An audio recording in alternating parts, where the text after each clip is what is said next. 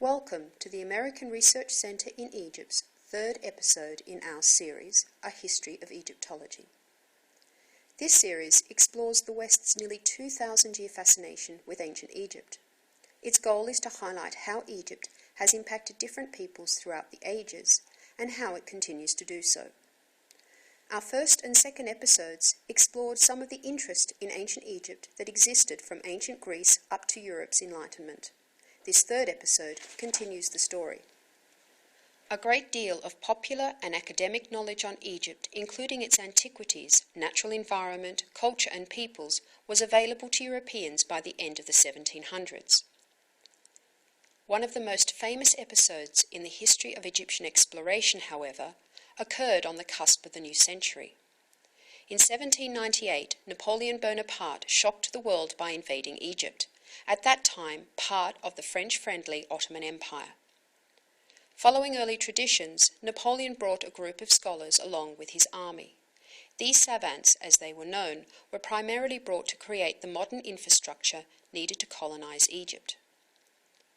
As their time in the country progressed, however, they applied their skills to record all aspects of the strange land, its antiquities, people, plants, animals, arts, sciences, and geography. Napoleon's army was expelled from Egypt only a few years later by a combined English and Ottoman force. By 1802, the surviving savants were home and the French government decided to publish the studies they had done. The result is the mighty Description de l'Egypte, the first edition of which comprises 10 large volumes of plates, 2 large atlases, and 9 smaller volumes of text. What it represents was the sum of the French knowledge on ancient and modern Egypt at the end of the 18th century. Napoleon's invasion greatly increased European interest in Egypt and the means by which Europeans could engage with it.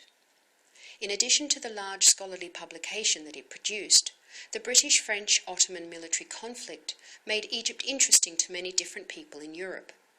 The topicality of the invasion also ensured that those people could engage with it through accessible commonplace means, such as newspapers and periodicals. Furthermore, famous objects, such as the Rosetta Stone brought back by the French and British armies, provided tangible representations of the country for people to admire and think about. There were also popular publications born from the invasion, such as Dominique Vivant Danon's Voyage in Upper and Lower Egypt for people to pore over. In addition, the invasion paved the way for French and British representatives to undertake unprecedented missions of exploration in the early 1800s. Between Henry Salt, the British Consul General, and Bernardino Drovetti, the French Consul General, Egypt was quickly divided into geographic spheres of influence, in which archaeological exploration and the collection of antiquities took place. Despite an overbearing French and British presence, other countries and individuals explored Egypt's ancient remains. The Swiss explorer Johann Ludwig Burckhardt, for example, was the first European to visit the temples of Abu Simbel. He also helped start a famous but brief career of the Paduan-born Giovanni Belzoni, the man responsible for bringing such famous pieces as the bust of Ramses II, or the young Memnon as it is known, to the British Museum. During this period, European understanding of ancient Egypt was advanced through a number of large-scale studies, such as Carl Richard Lepsius's survey of all ancient Egyptian monuments and its resulting publication. Works like these sought to cover large swathes of ancient Egyptian culture in an attempt to create a broader context of knowledge. The amount of archaeological material that could be examined in this context was expanded by people such as Auguste Mariette, who discovered the ancient catacombs used for the burial of sacred bulls, known as the Serapeum in Saqqara. To help preserve the many archaeological treasures that came to light at this time, Mariette founded the first Egyptian Antiquities Service and established the first national museum in the Near East. Along with the early 19th century's wondrous archaeological discoveries, the groundwork was laid for reconstructing the ancient Egyptian language.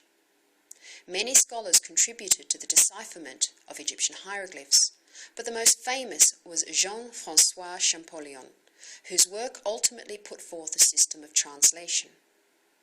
These efforts made the language, and therefore the written history of ancient Egypt, accessible to scholars for the first time since the days of ancient Greece and Rome.